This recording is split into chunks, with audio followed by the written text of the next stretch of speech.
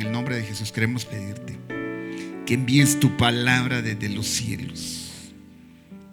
Hoy pedimos por el pan nuestro de cada día, Señor.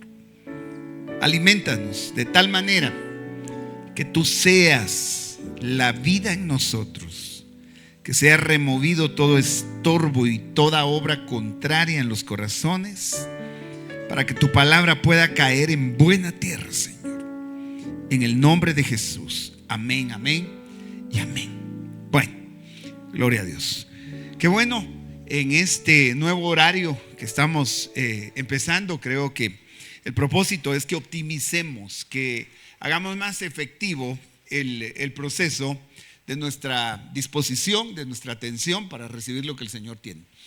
Madurar y tener fruto solo podría ser para aquel que se ha ocupado en dejar que Dios siembre en su terreno la preciosa semilla, como se va a declarar en una y otra escritura, la palabra de Dios como la preciosa semilla. Eso es bien importante. Pero quiero aprovechar para trasladar y darle una línea de continuidad al proceso de esta palabra que tiene especial significado para los frutos de justicia en comparación a las obras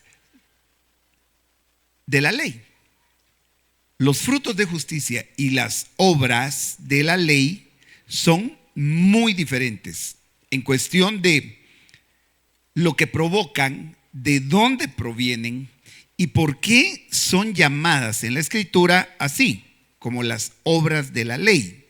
Fíjese que tal vez mucho cristiano no ha enfocado todavía su fe, sino ha enfocado sus obras.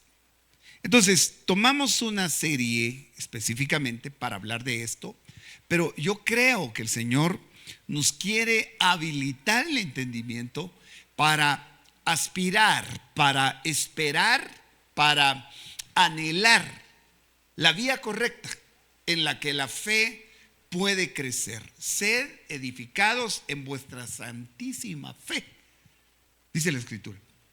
Sin fe va a ser imposible agradar a Dios.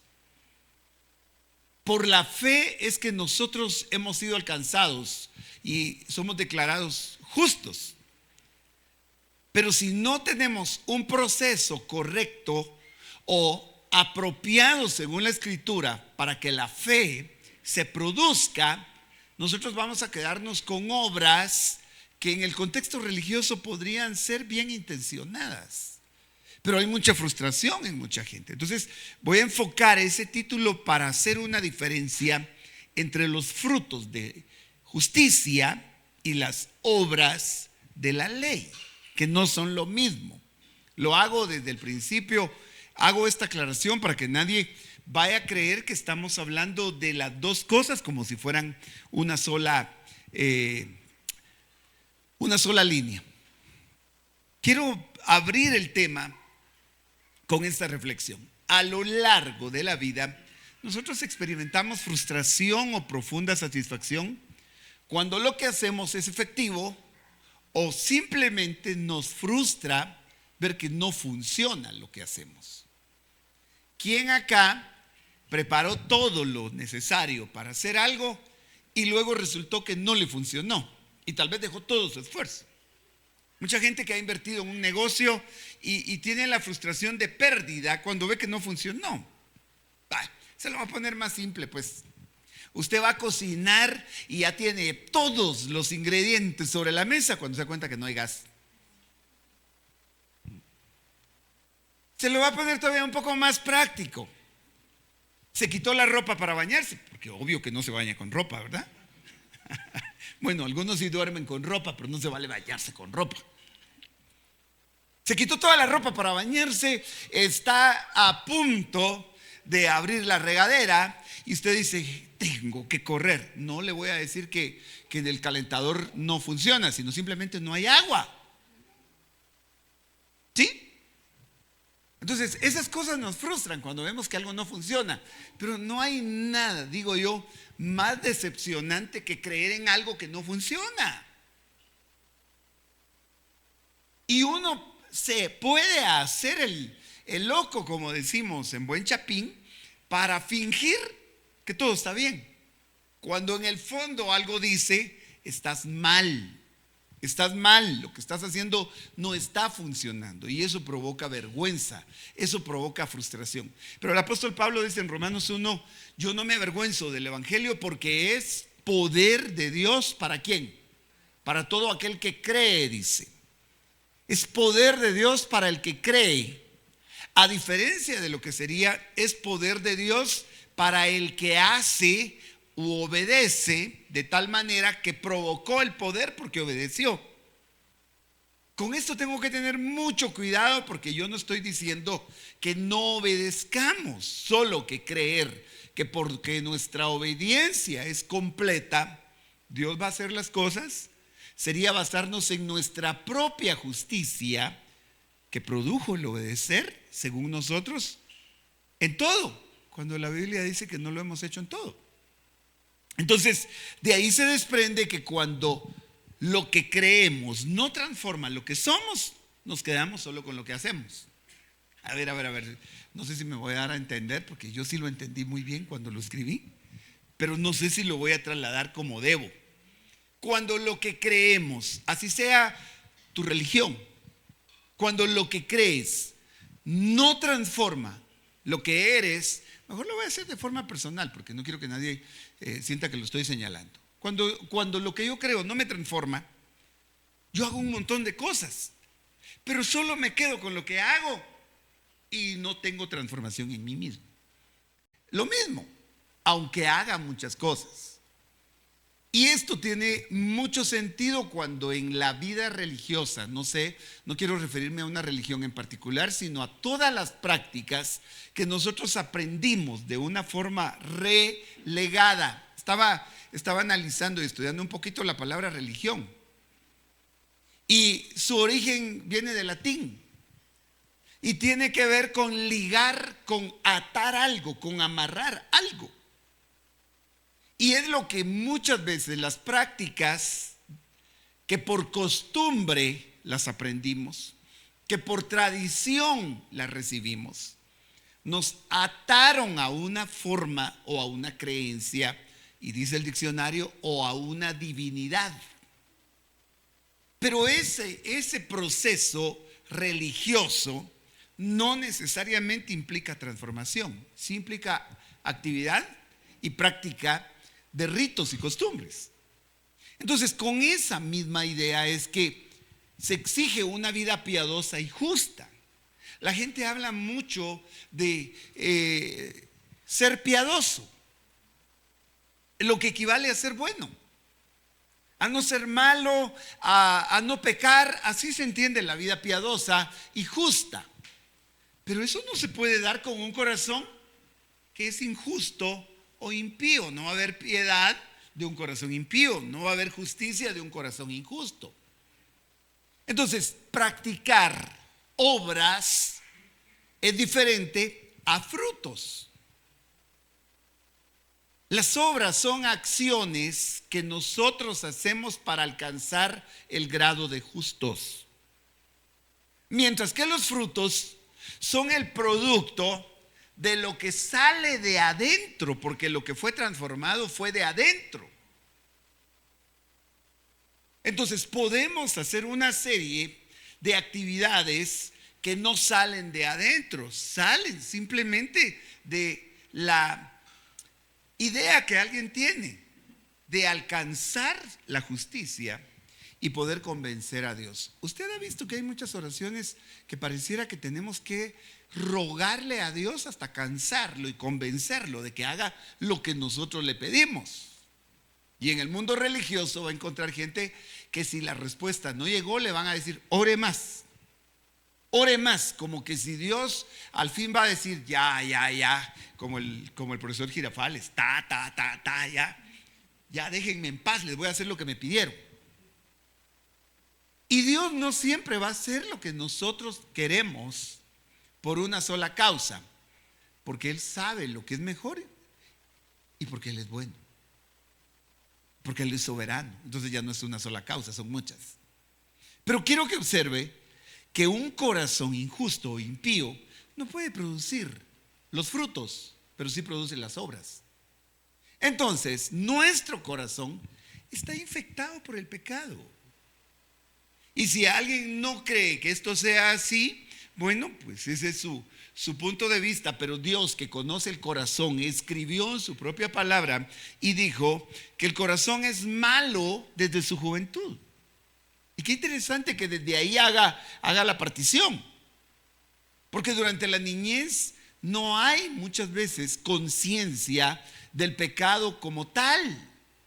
Entonces luego Jeremías 17 dice que el corazón es perverso y que ¿quién lo conocerá? Entonces ni nosotros conocemos nuestro propio corazón, pero presumimos muchas veces de tener un buen corazón porque hicimos según nosotros lo correcto.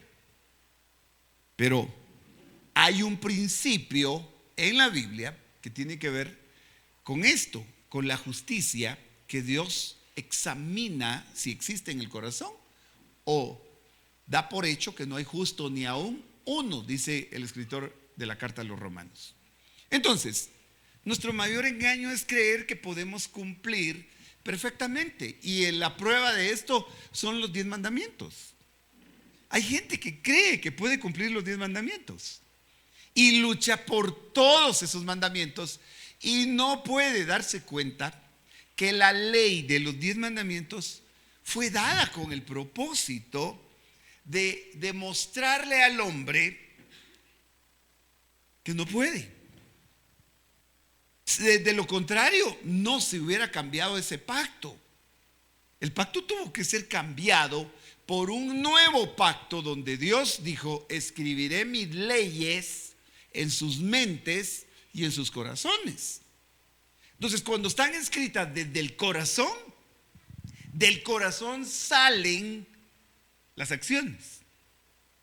No van a salir del intento y el esfuerzo propio. Y es aquí donde voy a tocar la escritura para ir a Romanos 7:12. Así que la ley es santa y el mandamiento es santo, justo y bueno. ¿Sí? Mire pues, si la ley es santa, no estamos diciendo que la ley sea mala. La ley es buena, dice, hablando del mandamiento como tal. Pero yo no soy ni tengo esas características. Yo no soy ni santo, no soy ni justo y no soy bueno. Pero mientras yo crea que lo soy, el mayor engaño es creer que yo soy perfecto como la ley es perfecta. Ahora observe, la ley como tal, la ley de los 10 mandamientos es perfecta, pero no fue dada para perfeccionar al hombre. Fue dada para medir su imperfección y conducirlo al camino perfecto que es Cristo, hasta que se convenciera de que no puede cumplirla. Quiero ir a la escritura porque yo sé que algunos van a juzgar esto con mucho celo. Pero si usted no escucha el tema completo, no me juzgue. Quiero ir a la escritura, a Tito 3:3. Este capítulo es impresionante. Yo había tomado anoche en el discipulado, para los que estuvieron, Tito 3:5. Pero la verdad es que como parte de un buen proceso de interpretación bíblica hay que ver el contexto y otras escrituras que sustentan este principio. Entonces, observe, porque nosotros en otro tiempo éramos necios, desobedientes, extraviados, esclavos de deleites, de placeres diversos, viviendo en malicia y envidia, aborrecibles y odiándonos unos a otros. Yo sé que muchos dirían: paso, usted me está poniendo en el peor de los cuadros, pero el apóstol Pablo se incluyó en este listado. Y no sé quién de los que me escuchan, incluyéndome a mí en el grupo, ¿quién de nosotros podría decir que tuvo las cualidades de las que Pablo en algún momento dice, yo podría presumir. Yo podría decirles, yo fui un hebreo de hebreos, circuncidado, o sea, él guardó la ley. En otras palabras, yo fui una persona ejemplar dentro del judaísmo guardando la ley. Pero resulta que un día él descubre que todo lo que para él era ganancia, lo consideró, no voy a decir basura, voy a utilizar el término que también se traduce en muchas versiones, lo tengo por estiércol. Porque hay gente que todavía busca entre la basura, pero no sé si alguien busca entre el estiércol. Bueno, depende de cuál, me va a decir alguien. Solo hago una pausa rápida. Estaba leyendo que uno de los cafés más caros del mundo proviene del estiércol de un animal que se come las semillas del café, las procesa en su sistema digestivo, luego las expulsa en el estiércol, y ese es uno de los cafés que vale miles de dólares. Pero esa pausa es solo para antojar. No se le antojó, ¿verdad? Es mejor el café Chapín. Bueno, mire pues, sin hacer publicidad. Ya, la jarrita le iba a decir yo, pero bueno, vuelvo a la carga. En otro tiempo éramos esto. Ahora, ese contexto se establece antes de decir lo que va a decir en el versículo 4 y 5. Porque luego de demostrar que así éramos, necios, desobedientes, extraviados, esclavos de deleites, placeres diversos, viviendo en malicia y envidia, me impresionó que diga aborrecibles. Porque ser aborrecibles es lo contrario de ser amables. Aborrecer algo es despreciarlo y tratarlo con tal actitud que usted dice, no lo soporto. Así éramos. Ahora, por supuesto, delante de Dios nosotros decíamos, no hombre, yo no soy tan así. Si Dios cuando me encontró una joya. Yo diría que sí, pero en bruto. No hubo una joya en nosotros. Quiero que vea el versículo 4. Pero cuando se manifestó la bondad de Dios nuestro Salvador y su amor hacia la humanidad, ¿qué fue lo que Dios manifestó hacia nosotros? Su bondad, siendo como éramos. ¿Qué le daría a usted por mérito a alguien que tiene estas características? Mire pues, ¿qué le daría a usted como posición? ¿Qué le daría como retribución a un necio, desobediente, extraviado, esclavo de sus propios deleites o deleites diversos, viviendo en malicia? Es aborrecible el fulano y odia y lo odian. ¿Qué le daría a usted? Resulta que Dios viene y decide darle bondad y aparte de eso, su amor. Entonces ahora tiene sentido en ese contexto entrar al versículo que mirábamos anoche en el discipulado, y es Él nos salvó. Para empezar, mire dónde y qué hicimos nosotros en este versículo. Él nos salvó no por obras de justicia. Obras de justicia, grábese este término. Obras de justicia no es lo mismo que frutos de justicia. No por obras de justicia que nosotros hubiéramos hecho, sino conforme a su misericordia, por medio del lavamiento de la regeneración y la renovación del Espíritu Santo. ¿Cómo nos salvó? ¿Qué hicimos nosotros en la salvación? Pregúntale al que está a la par, ¿qué hiciste por tu salvación? ¿Qué hiciste por tu salvación? Tan es así que no se atreve a preguntarle. Ahora observe, las obras de justicia son diferentes a los frutos de justicia. Porque la Biblia en el nuevo pacto habla de frutos de justicia. Permítame un momentito, le voy a dar el fundamento bíblico para eso, porque es un año de maduración y fruto. Este es un año de maduración y fruto para esta casa y para todo aquel al que el Señor le declare esta palabra. Dios va a hacer madurar nuestras vidas hacia el proceso que Él quiere, y el fruto más hermoso va a ser su justicia. pero las obras que produce la justicia son el producto de un corazón que fue justificado. Ahora observe, Tito 3:5, lo voy a desglosar y quiero que usted guarde en su corazón esto en estas tres propiedades, diría yo, extraordinarias, para irnos a casa y guardar esto para toda la vida. Él nos salvó no por obras de justicia que nosotros hubiéramos hecho. Hago una pausa ahí.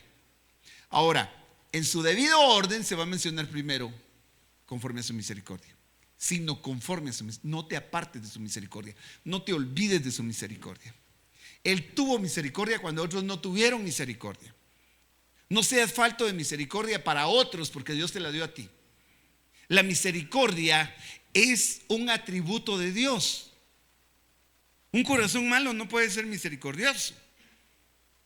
En la parábola que Jesús relata sobre el buen samaritano, la enseñanza es quién tuvo misericordia del hombre que estaba tirado junto al camino. Lo encontraron golpeado, lo asaltaron y pasan los tipos de personas representados por gente religiosa. ¿Sí? Pasa un hombre que practicaba la ley y lo mira de lado, ¿no? Y pasa de largo. Pero qué impactante, porque escuchaba este testimonio tan tremendo de alguien que se preparaba en un seminario. Y él quería ser el mejor predicador, él quería impactar la vida de la gente con un tema y dijo: yo voy a predicar sobre el buen samaritano. Y prepara todo su discurso. De hecho, se lo dejaron como una tarea. Pero quienes organizaron la actividad le designaron la tarea a todos esos estudiantes con el mismo tema, el buen samaritano. Y todos querían hacer la mejor exposición. Pero en el camino hacia el lugar donde iban a exponer el mensaje y a dar el sermón, prepararon a un hombre en condiciones como las de un pordiosero. Un mendigo completamente maloliente, con una apariencia despreciable, y lo dejan ahí tirado por donde ellos iban a pasar en la calle para llegar a la iglesia donde iban a predicar. Y todo el mundo va más enfocado en sus notas. Pero fue interesante que todos se pasaron a la par del necesitado y fueron a predicar. Y nadie se percató de que la prueba más grande, la prédica más efectiva, iba a ser atender a ese que estaba junto a sus ojos, pero no lo pudieron apreciar como un necesitado. La religión nos enfoca más en todas las prácticas para parecer santos, pero la misericordia nace de un corazón que ha recibido misericordia. Mire, pues Dios sembró una semilla que se llama misericordia. ¿Y qué esperaría en nosotros? Un fruto que se llama, porque Dios no va a sembrar una cosa y va a cosechar otra. Sin embargo, eso pasa en el engaño de nuestro corazón. No se engañen, Dios no puede ser burlado. Todo lo que el hombre siembra, eso mismo cosecha. Entonces, hacer misericordia, hermano, es una de las acciones más tremendas de las que Dios manifiesta su naturaleza, que ha tomado parte en nuestras vidas.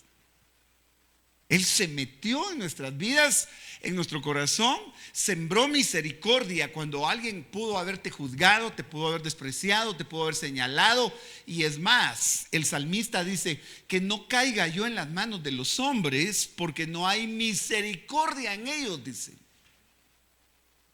Que caiga yo en las manos de Dios, porque Él va a tener compasión de mí. Pues qué impactante, no te pierdas en este momento. Ahora, el segundo punto por el que Él nos salvó, ya vio que no es por obras de justicia.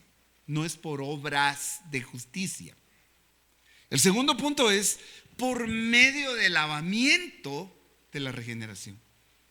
Por supuesto, esta palabra regenerar es mucho más amplia de lo que yo podría ahorita simplemente decirle. Es hacer de nuevo, es nacer de nuevo, es regenerar en el contexto de cambiar su naturaleza. Es volver a ser. Pero es un lavamiento que algunos lo van a interpretar desde el bautismo, por ejemplo. Pero lavar tiene la principal implicación de limpieza por la sangre de Cristo. Entonces no te olvides que Él te lavó. Y para reconocer esto tenemos que reconocer cómo estábamos sucios. Pero el que se cree limpio, ¿por qué quiere buscar entonces que lo laven? Si Él ya lo logró con su propia obediencia. Y todos los días nosotros necesitamos lavarnos.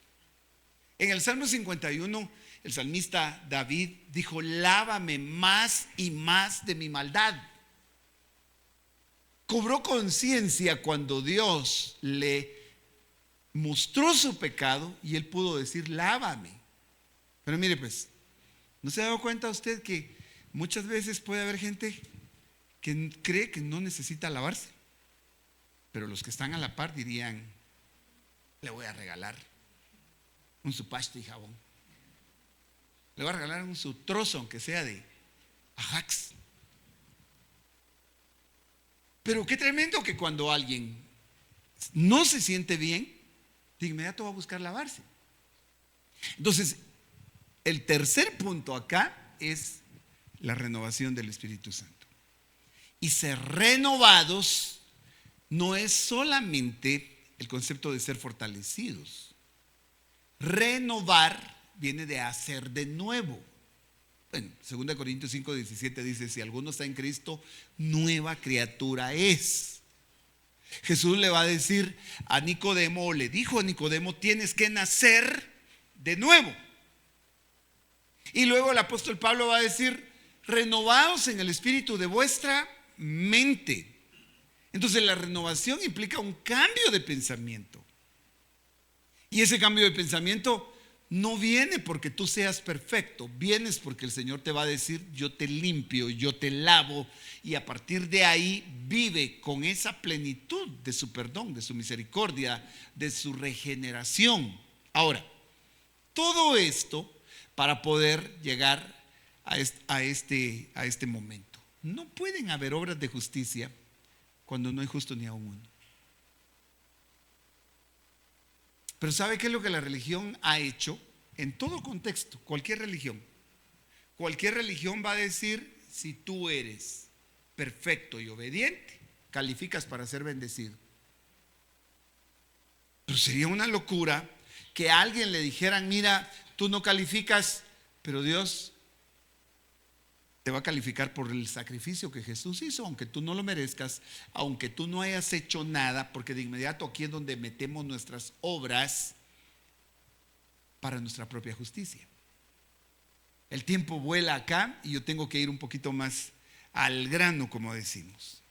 Si no hay justo ni aun uno, Romanos 3:10 es un texto que se ha utilizado mucho para evangelizar, y el propósito es decir: tú necesitas un Salvador, yo necesito un Salvador. Si no hay justo ni aun uno, el más santo que tú puedas ver sigue siendo injusto según la Biblia. No hay justo ni aun uno. Y hasta que lleguemos a ese punto de decir: yo no soy justo, vamos a reconocer la justicia inmerecida que nos fue otorgada. Mientras nosotros tengamos un rezago de justicia propia, no calificamos delante de Dios, porque Él sí conoce el corazón mejor que nadie. Entonces no hay justo ni aun uno. Y a eso le voy a agregar que la ley de los 10 mandamientos no pudo hacer justo a nadie. ¿Estamos acá? Perdone, ¿me está escuchando? La ley de los 10 mandamientos no pudo hacer justo a nadie. Usted sabe que hay tanta controversia entre que había ley ceremonial, había ley moral, y algunos van a decir: sí, la ley ceremonial implicaba circuncidarse, los lavamientos y una serie de prácticas que se tenían como ceremonias, pero la ley moral nunca Dios la cambió. Por supuesto, Él es puro, es lo que la ley busca, la pureza bajo una obediencia absoluta. Pero es un hecho que nadie pudo guardar los 10 mandamientos partiendo del que Jesús definió como el más importante. Ahorita se lo muestro. Con la ley del antiguo pacto, el pecado pudo ser juzgado y castigado justamente. mientras no hubo ley, no había elemento de juicio. En todo tribunal, el juicio se va a hacer determinando qué ley se infringió. La culpa viene por haber violentado la ley. Pero mientras no hubo ley, no hubo entonces forma de castigar el pecado. Entonces, Romanos 6:23 dice que la paga del pecado es la muerte. Era lo que la ley había dicho desde un principio. El que las haga, el que practique, vivirá por ellas. Se lo voy a mostrar en breve. Entonces, el que haga implica obras. El que haga estas cosas vivirá por ellas, pero si no las hacía, morirá entonces. Y no hacerlas es pecado. Entonces la paga del pecado trajo como consecuencia la muerte. Pero de ahí es que el propósito de la ley, cuando fue dada, fue evidenciar la incapacidad para obedecer con toda el alma, toda la mente y todo el corazón. Y creo que es el motivo por el que Jesús señaló el principal y más grande mandamiento. ¿Usted se recuerda que alguien vino con Jesús y le dijo: maestro, ¿cuál es el mandamiento más importante? Y Jesús le respondió, pero por una mala interpretación bíblica, mucha gente dice: Jesús mandó a guardar la ley, cuando en ese pasaje bíblico lo que hicieron fue ponerlo a él a prueba y decirle cuál es el mandamiento más importante. Y él dijo cuál era el más importante. Pero en el contexto él no dijo: y ahora van a guardarla. Porque hasta ese momento no había uno solo que pudiera tirar la piedra cuando encontraron a una mujer que había fallado a un mandamiento de la ley, como era el adulterio. Entonces, cuando él ve venir a todos en cumplimiento a esa ley, a matar a esa mujer adúltera con piedras en las manos, y él ve el corazón, él no vio a la mujer, él vio el corazón de todos y dijo: el que esté limpio, que tire la primera piedra. Y de uno en uno, desde el más grande hasta el más pequeño, se fueron, porque sus conciencias creo que fueron el juez más directo para decir: no estás bien. Ahora, lo dije y lo sigo diciendo en los siguientes temas. El único que podía haberla apedreado porque no tenía maldad en su corazón era Jesús. Y sin embargo él le dice: ni yo te condeno. Entonces quien la pudo condenar no la condenó. Pero el religioso tiene la tendencia a juzgar a los demás y a medirse como mejor, sin importar que no lo sea. Observe que para obedecer con toda el alma, toda la mente y todo el corazón, como en Mateo 22:36 se relata, mire pues, este hombre que vino y le dijo: maestro, ¿cuál es el gran mandamiento de la ley? Hago una pausa ahí, porque si alguien hubiera tomado Éxodo 20, donde se relatan los 10 mandamientos, el primer mandamiento no es lo mismo que el más grande mandamiento. El primer mandamiento, ¿cuál era?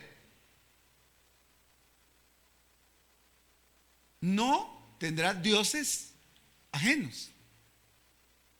No harás, usted lo puede leer en Éxodo 20, no tendrás dioses ajenos, no harás semejanza de lo que está arriba en el cielo, en la tierra, bajo la tierra, y no te postrarás, no te inclinarás ante ellas. Eso es lo que dice Éxodo 20, pero ese era el primer mandamiento.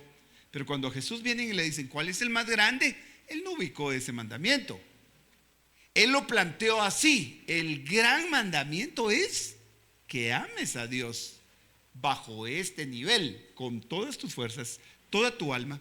Bueno, leámoslo. Jesús le respondió, él contestó, dice: amarás al Señor tu Dios con todo tu corazón, con toda tu alma y con toda tu mente. ¿Estamos acá? Vaya. Si usted lee el pasaje, Jesús respondió. Y de aquí muchos que no distinguen los pactos, que no distinguen la diferencia entre el antiguo pacto y el nuevo pacto, aún estando en el nuevo pacto, siguen creyendo que tienen la capacidad para amar a Dios con todo su corazón, toda su alma, toda su mente, con todo. Y hemos dicho, una cosa es querer, pero no es lo mismo poder. ¿Sí? Bajo esa línea es que el famoso dicho, y se lo dije, el dicho popular de querer es poder, no aplica delante de Dios. Porque el apóstol Pablo dice, el querer está en mí, el querer hacerlo, pero no el hacerlo. Yo quiero, pero no puedo. Y entonces él va a decir, miserable de mí, ¿quién me librará de este cuerpo de muerte? Y después va a agregar gracias y dadas a Dios por Cristo, porque él me libró de este cuerpo de muerte. Dice Pablo, yo encuentro que hay una ley en mis miembros, la ley del pecado. Y luego veo que esa ley batalla contra la ley de mi mente. Y esa ley de mi mente es la ley del mandamiento que aprendí, que escuché, que decía, amarás al Señor tu Dios con toda tu mente. Entonces esa ley la conozco, la sé, pero hay otra ley en mis miembros, dice.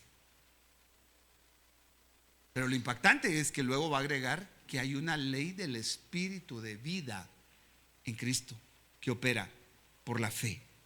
Ahora, veámoslo. Romanos 7:11, que es un capítulo precioso, donde hemos estado estas últimas semanas una y otra vez. No se ha agotado todo lo que el Señor nos ha abierto en ese pasaje precioso de Romanos 7, porque es un capítulo que define precisamente lo que la ley produjo para que fue dada y lo que el Espíritu de Dios hace por medio del sacrificio de Cristo y la fe, no por las obras de la ley. Hermano, esta noche yo le pido que vea a través de la Escritura la enseñanza, porque estos días han sido de enseñanza. Han sido tal vez no un tema devocional, así como que usted diga, hoy Dios me habló al extremo, porque hay gente que siempre espera que Dios le hable en una profecía, pero Jesús enseñaba y predicaba. Y la enseñanza es tan poderosa, porque la enseñanza viene a ser una herramienta tan profunda y tan poderosa, digo, porque conoceremos la verdad y la verdad nos hará libres.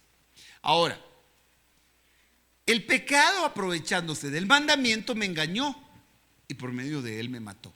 Por eso le decía, mientras no hubo ley, no se pudo juzgar el pecado y ejecutar la muerte.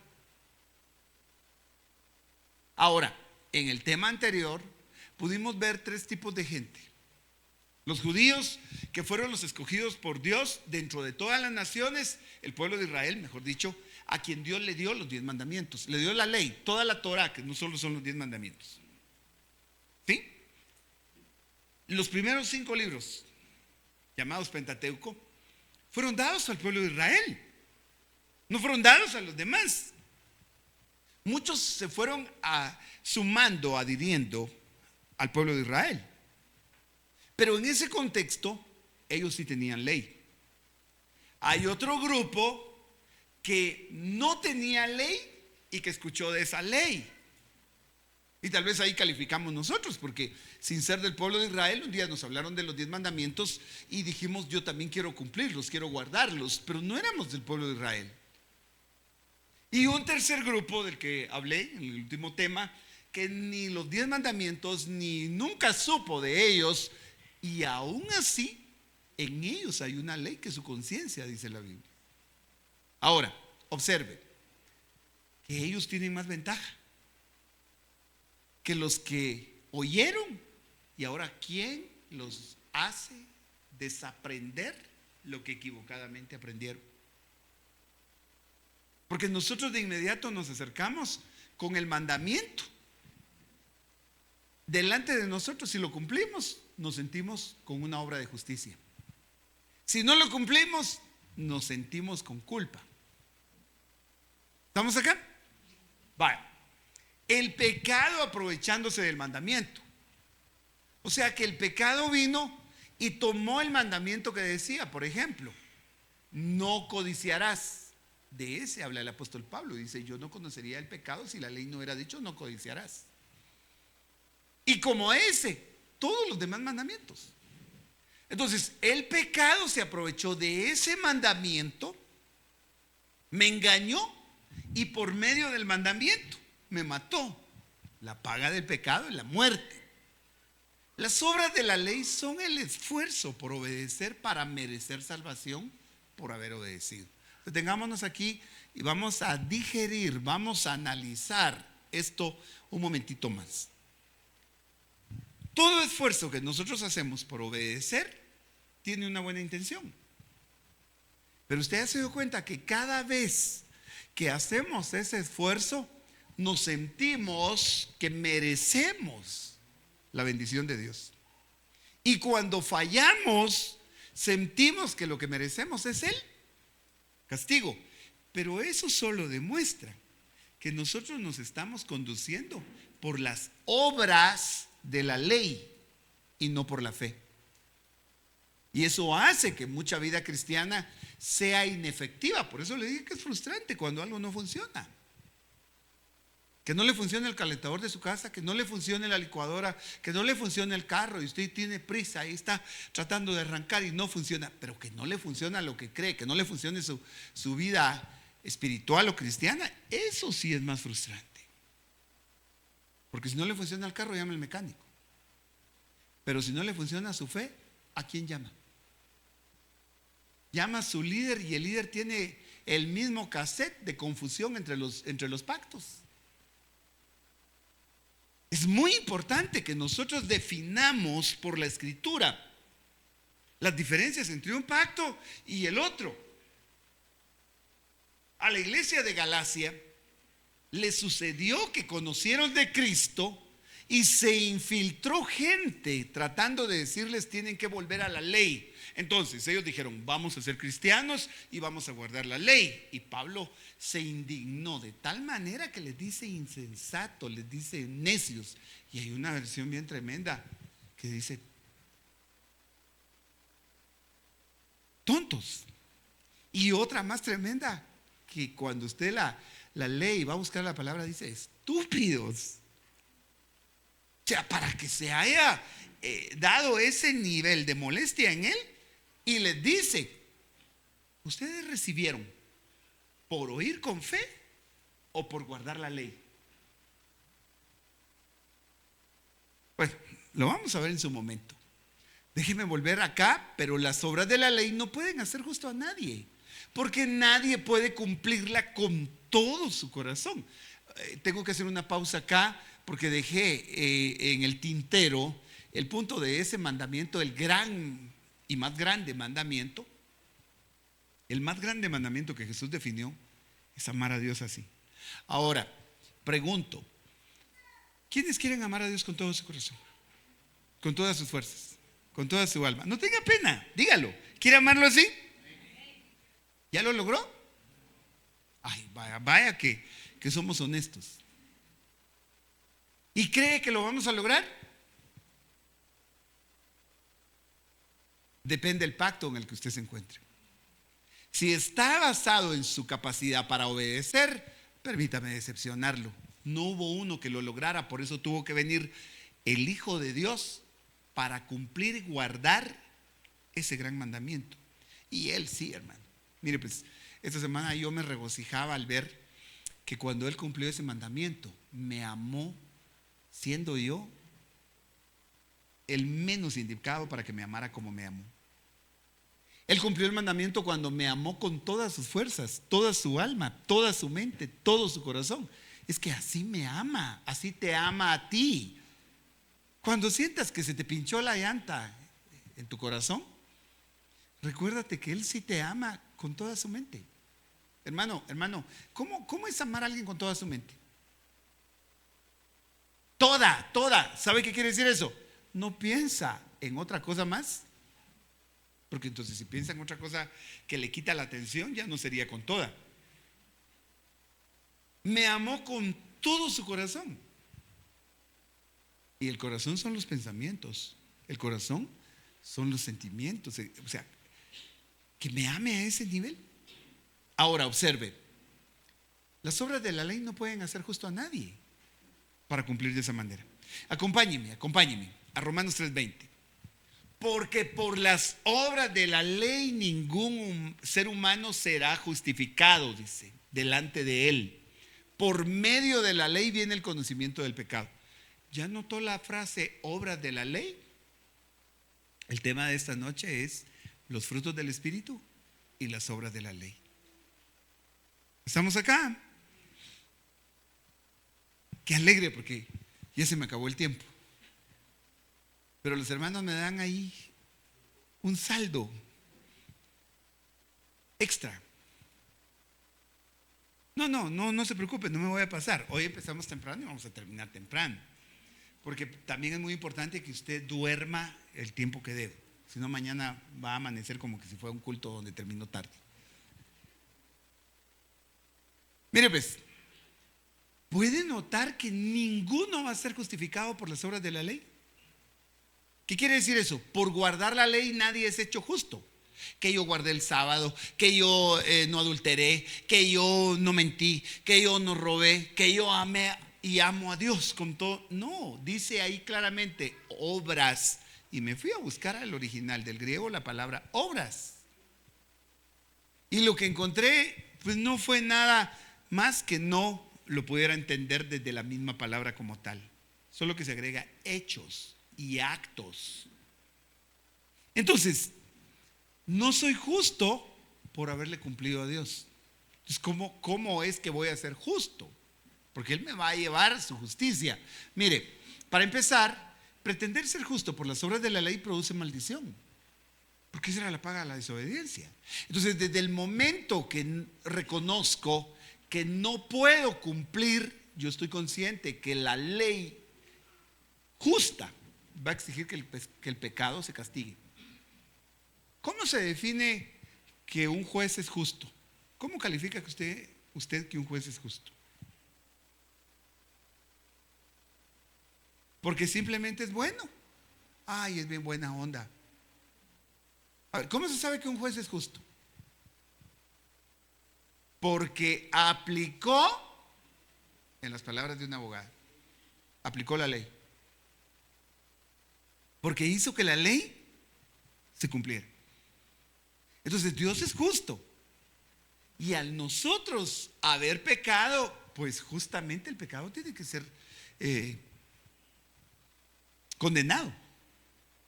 Pero también una vez el pago fue realizado, también su justicia lleva a la libertad total. Pero como la paga del pecado era la muerte, ¿quién iba después? Bueno, mire, ya pagó su culpa, ya se murió, ahora ya está libre. No había alternativa. Entonces, Gálatas 3:10 reafirma otra vez lo que dijo Romanos. Mire, todos los que son de las obras de la ley, ¿ya vio otra vez la frase obras? ¿Ya vio la cantidad de veces que se utiliza la palabra o esta frase obras de la ley? Todos los que son de las obras de la ley están bajo maldición. Pues escrito está, maldito todo el que no permanece en todas, énfasis por favor, en todas las obras de la ley. Porque ya en el nuevo pacto Santiago va a decir, el que guardando toda la ley falla en un mandamiento, es como que si no ha guardado la ley, dice, en su totalidad. Entonces, hay una ley de maldición por no haberla cumplido. Pero otra vez, todos los que son de las obras de la ley están bajo maldición. Entonces creo que hay cosas en la vida de muchos cristianos que actúan como una maldición. Y no porque les hayan hecho hechicería, porque les hayan hecho brujería. Si tú estás en Cristo te vas a dar cuenta que no hay un pacto mayor que el que la sangre de Cristo pagó, y ese pacto rompe cualquier otro trabajo que hayan hecho en tu contra. Y si te dijeran, mire, esa maldición vino porque le tiraron un limón en cruz y lo tienen a usted enterrado y viera que su foto está no sé dónde, y tú te preocupas por todo eso, ¿sabes? Eso es roto por el nombre y la sangre del Señor Jesucristo. Pero algo que todavía es más delicado es que tú creas de forma incorrecta. Porque sin que te hagan todo eso, seguir amarrado a querer obedecer para ser justo hace que la maldición opere. Y hay maldiciones de diferente tipo. Maldiciones de pobreza, maldiciones de enfermedad, maldiciones de falta de paz. Si quiere ver la descripción de maldiciones, vaya a Deuteronomio 28:15 y va a encontrar maldito serás en el campo, maldito la ciudad, maldita tu canasta, maldita la cría de tus ovejas. Santo Dios, es tan tremendo. Los cielos van a ser cerrados, los cielos serán como de bronce. El adulterio es una de las formas de maldición que hablan de Deuteronomio 28 y dice: te casarás con una mujer y otro se acostará con ella. Otra maldición es: construirás una casa y no la habitarás. Otra maldición era: vas a regresar a Egipto. O sea, te vas a volver al mundo. Y ahí te van a vender como esclavo y ni siquiera te van a comprar. Esa es una ofensa, que le digan, pero ni regalado te quieren. Ahora, esas maldiciones se activan cuando alguien vive en esa justicia. Pero yo tengo que terminar, el tiempo se me ha ido. Nadie es justificado ante Dios por la ley, es evidente. Entonces, mire, me encanta luego ver estos dos versículos, el 11 y el 12. Nadie es justificado ante Dios por la ley, eso es evidente. Porque el justo por la fe vivirá. Ahí lo dice, porque el justo vivirá por la fe. Entonces, ¿justo por qué? Si no es justo porque guardó la ley, ¿qué lo hizo justo? La fe. ¿La fe en qué? En el sacrificio del Señor Jesucristo. Y mire el 12, ahí habla de ser justo por la ley. Mire el 12, sin embargo, la ley no se basa en la fe. Entonces, ¿cómo es posible que mucho cristiano recibió un evangelio basado en querer guardar la ley, los 10 mandamientos, y al mismo tiempo en la fe en Cristo? Si ahí dice, la ley no se basa en la fe. Al contrario, el que las hace vivirá por ellas. Observe, ¿por qué vive el que las hace? Por ellas, por haberlas cumplido. Y sin embargo, el justo, ¿por qué vive? ¿Cuál es la diferencia? ¿Cuál es la diferencia? El que está basado en las obras de la ley, él vive por haberlas cumplido. Y si no las cumplió, Ishkamik, está muerto. Pero el que permanece en la fe, ese vive. Claramente, el justo por la fe vivirá. Por eso es que estos dos versículos son de verdad reveladores, poderosos, al ver que no podemos basarnos en haberle cumplido a Dios. Nos tenemos que basar en creerle a Dios. Y vas a terminar por tu propio llamamiento cumpliendo la ley, porque el cumplimiento de la ley, dice Gálatas, es el amor. El cumplimiento de la ley es el amor. Y no vas a adulterar porque amas a quien debes de amar y porque amas a quien no le quieres hacer daño cometiendo un adulterio con su esposa o con su esposo. Pero es un hecho. Mucha gente no ama con quien vive y cree que no ha adulterado. Y tiene sentido, no ha adulterado. Entonces dice, no, yo nunca le he fallado a mi esposa, pero la ama. Eso es diferente. Entonces, observe, Cristo nos redimió de la maldición de la ley, habiéndose hecho maldición por nosotros, porque está escrito, maldito todo el que cuelga de un madero. Precioso, Él nos redimió de la maldición de la ley. Él vino a quitar las maldiciones. Así es que no vamos a temer definitivamente a lo que las maldiciones puedan provocar si estamos en Jesús. Entonces, el apóstol Pablo escribe luego sobre los frutos de justicia, porque estos son producidos por medio de la fe. Las obras son el producto del esfuerzo. O Usted miraría a un árbol esforzándose y luchando y diciendo: es que yo tengo que dar frutos. No sé ni de dónde, pero yo tengo que sudar los frutos. No, Jesús dijo en Juan 15: yo soy la vid, mi Padre es el labrador. Se lo voy a poner así: ustedes son los pámpanos. Permanezcan en mí y van a llevar fruto. Permanecer en Cristo es permanecer en su obra, la cual has creído en tu corazón. ¿Y sabes qué va a pasar? Los frutos van a venir sí o sí. Filipenses 1:9: esto pido en oración, que el amor de ustedes abunde más y más en el conocimiento verdadero y en todo discernimiento. Ojo, ojo, ¿el amor a qué? Que abunde el amor en ustedes, pero ¿el amor a qué? No está diciendo, en este pasaje no está diciendo ámense entre ustedes. Lo que está diciendo es que abunde aún más ese amor, lo voy a leer de la frase: que el amor de ustedes abunde aún más y más en el conocimiento verdadero. Porque nada peor que tener conocimiento equivocado. El que cree mal vive mal. Por eso es que hay un poder tremendo en lo que crees. Si crees mal, poderosamente vives mal. Pero si crees lo correcto, es poderoso lo que crees. Por eso es que cuando el Señor viene y te dice: te hice justo, no por tus obras, eres justo, vive como justo, piensa como justo, estás perdonado. Hay áreas en tu vida que todavía están siendo tomadas, pero van a ser redimidas por la fe. Él te redimió, Él te compró.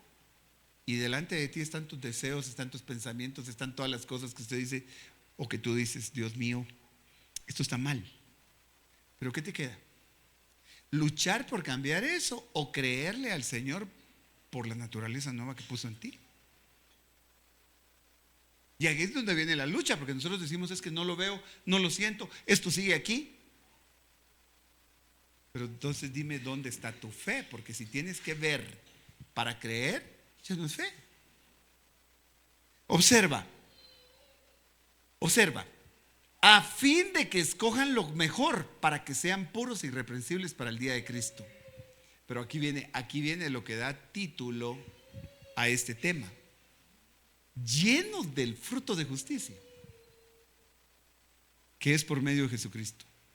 Ahora, pongamos en una balanza y veamos qué pesa más: tus obras que vienen por obedecer la ley, ¿cuánto pesan? ¿Cuánto pudiste obedecer? ¿O pesan más los frutos de justicia por medio de Jesucristo? Perdón por el énfasis, pero tengo que enfocar que ni siquiera es por medio de ti. Por eso el pasaje de Tito 3:5 nos salvó no por obras de justicia que nosotros hubiéramos hecho, sino primero por su misericordia, segundo por el lavamiento de la regeneración y tercero por la renovación del Espíritu Santo. Y aquí se va a ampliar el panorama todavía cuando dice que esos frutos de justicia son por medio de Jesucristo, para gloria y alabanza de Dios. Ayúdame, hermano, porque cuando tú cumpliste, te sientes digno de gloria y alabanza. Bravo, porque usted no ha pecado. Esa es tu justicia propia. Y el apóstol Pablo dice: yo no quiero ser hallado en la justicia derivada de la ley, en la justicia propia. Ese pasaje es bien tremendo. A ver si lo tengo por acá, permítame que se lo ubique, porque voy a terminar con ese pasaje por cuestión de tiempo. Tengo otros momentos donde Pablo se refiere a los frutos de justicia, pero mire, aquí termino. Filipenses 3:8: y ser hallado en Él, o sea, en Cristo, no teniendo mi propia justicia. ¿Cuál es mi propia justicia? Que se basa en la ley. O sea, que hay una justicia que viene de la ley, porque tú la guardaste, la cumpliste y te sientes que eres justo, y por eso Dios te va a salvar y te va a bendecir. Pero Pablo dice: yo no quiero ser hallado así, porque esa sería mi propia justicia, que se basa en la ley, sino la que se adquiere por la fe en Cristo. Entonces hay otra justicia que se adquiere por la fe, la justicia que procede de Dios y se basa en la fe. una petición como la que Pablo tuvo en el pasaje que le leí anteriormente, cuando él dice: yo oro para que ustedes abunden en el amor por el conocimiento verdadero. Y después agrega: de ahí van a venir los frutos de justicia. Entonces, mis amados, que el Señor abra nuestro entendimiento esta noche. Nos vamos a ir con un corazón agradecido, diciéndole: Señor, tú me hiciste justo no por lo que yo hice. Hoy tengo motivos para poner mi cabeza en la almohada y decirle: gracias, Señor, por justificarme sin que yo lo merezca. El mundo entero me podrá decir que no soy justo, y tiene toda la razón. Yo no lo soy, pero Él me justificó por su gracia. Le guste o no le guste a quien te diga lo contrario, fue Él el que decidió. Fue Él el que decidió justificarte por medio del sacrificio de Cristo. Él tomó tu pecado y lo puso en su Hijo, y tomó su justicia y la puso en ti. Mírate como Dios te ve. Ponte de pie esta noche. Y creo que es bíblico que nosotros oremos y pidamos por dar esos frutos como tal. ¿Por qué digo que es bíblico? Porque Pablo lo dijo aquí, mire: esto pido en oración, que el amor de ustedes abunde aún más y más en el conocimiento verdadero. Ese es el versículo 9. Y en el 11 dice: llenos del fruto de justicia que es por medio de Jesucristo. Cierra tus ojos, habla con Dios, y que esta palabra se implante en tu mente, en tu corazón. Que esta noche el nuevo pacto sea tan real que Dios va a escribir en tu mente y en tu corazón sus mandamientos, sus pensamientos. Si no le has entregado tu corazón al Señor Jesucristo, este es uno de los momentos más importantes en tu vida. Ahí donde estás puedes decirle: Señor, mis obras no son suficientes para poder agradarte. Jesús, yo necesito tu justicia. Perdona mis pecados. Creo que moriste porque me amas y te levantaste al tercer día de entre los muertos. Si estás acá con esa gratitud de que Él te haya salvado, abre tus labios y dile: gracias. Me trajiste esta noche para hablarme y mostrarme, Señor, tu misericordia una vez más. Yo recibo tu amor. Yo recibo tu justicia. A pesar de mis errores, a pesar del pecado que en mí, Señor, se manifiesta una y otra vez, porque tu palabra dice que aquel que dice que no ha pecado hace a Dios mentiroso. Pero si pecamos, abogado tenemos para con el Padre, a Jesucristo el justo. Que tu sangre limpie. Señor, te pedimos que el lavamiento de la regeneración venga a nuestras vidas, que el proceso con tu Espíritu Santo, Señor, que la renovación por el Espíritu Santo fluya en cada instante, aún mientras dormimos. Gracias, Padre. Gracias, Hijo. Gracias, Espíritu Santo, por ese trato tan precioso. Que cuando me miras, nada te puedo ocultar. Tú conoces lo más profundo del corazón. Dile: sé que es tu fidelidad la que lleva mi vida más allá. Ni siquiera es mi fidelidad, Señor, es la tuya. De lo que yo pueda imaginar. Qué precioso. Hay una unción preciosa ministrando el rebaño de Dios esta noche. Ahí donde estás, deja que el Espíritu Santo toque tu corazón. Es por su gracia, es por tu favor, es por su favor. Me llena de su paz. Gracias, gracias, gracias.